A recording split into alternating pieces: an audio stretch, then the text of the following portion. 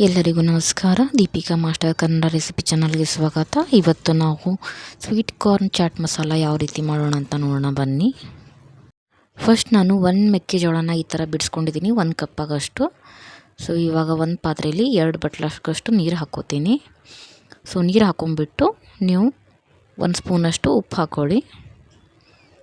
ಉಪ್ಪು ಹಾಕ್ಕೊಂಡ್ಬಿಟ್ಟು ಅದೇನು ಮೆಕ್ಕೆಜೋಳ ಬಿಡಿಸ್ಕೊಂಡಿದ್ದಿಲ್ಲ ಅದನ್ನು ಕೂಡ ಇಲ್ಲಿ ಆ್ಯಡ್ ಮಾಡ್ತಾಯಿದ್ದೀನಿ.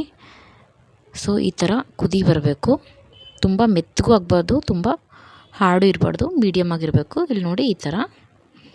ಸೊ ಇದಾದ ನಂತರ ನಾನು ಇನ್ನೊಂದು ಪಾತ್ರೆಯಲ್ಲಿ ಅದನ್ನು ಹಾಕ್ಕೊಂಡ್ಬಿಟ್ಟು ಅದರಲ್ಲಿ ಕಾರ್ನ್ಫ್ಲೋರು, ಸೊ ನೀವು ಬೇಕಾದರೆ ಸ್ವಲ್ಪ ಅಕ್ಕಿ ಹಿಟ್ಟು ಬೇಕಾದರೂ ಹಾಕ್ಕೋಬೋದು.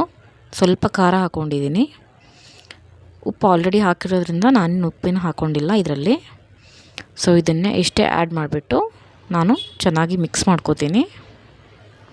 ಸೊ ಇನ್ನೂ ಯಾರೆಲ್ಲ ನನ್ನ ಚಾನಲ್ನ ಸಬ್ಸ್ಕ್ರೈಬ್ ಮಾಡ್ಕೊಂಡಿಲ್ಲ ಅಂದರೆ ಬೇಗ ಸಬ್ಸ್ಕ್ರೈಬ್ ಮಾಡಿಕೊಂಡು ಬೆಲ್ಲೈಕನ್ನ ಪ್ರೆಸ್ ಮಾಡಿ.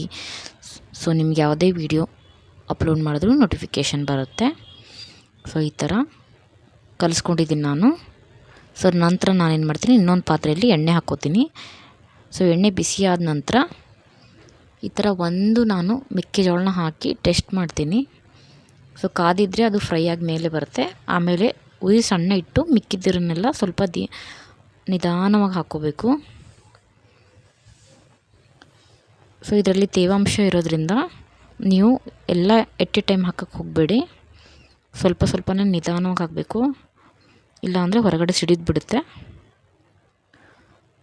ಸೊ ಫ್ಲೇಮ್ ಲೋ ಅಲ್ಲೇ ಇಡಬೇಕು, ಮೀಡಿಯಮ್ಮು ಇಡಕ್ಕೆ ಹೋಗಬೇಡಿ, ಹೈನೂ ಇಡಕ್ಕೆ ಹೋಗಬೇಡಿ. ಒಂದಕ್ಕೊಂದು ಅಂಟ್ಕೊಂಡಿರುತ್ತೆ. ಸ್ವಲ್ಪ ಮೀಡಿಯಮ್ ಫ್ರೈ ಆದಮೇಲೆ ಅದನ್ನು ನಿಧಾನವಾಗಿ ಒಂದರಿಂದ ಇನ್ನೊಂದು ಬಿಡಿಸ್ಕೊಳ್ಳಿ. ಇಲ್ಲಿ ನೋಡಿ ಈ ಥರ.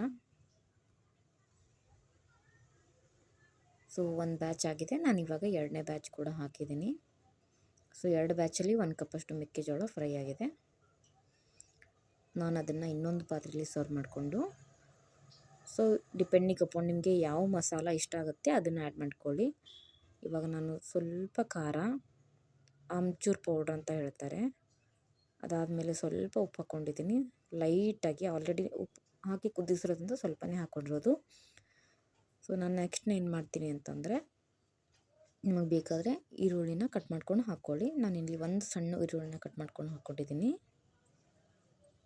ಓಕೆನಾ. ಅದಾದ ನಂತರ ಸ್ವಲ್ಪ ಕೊತ್ತಂಬರಿ ಸೊಪ್ಪನ್ನ ಕಟ್ ಮಾಡ್ಕೊಂಡು ಹಾಕ್ಕೊಂಡಿದ್ದೀನಿ.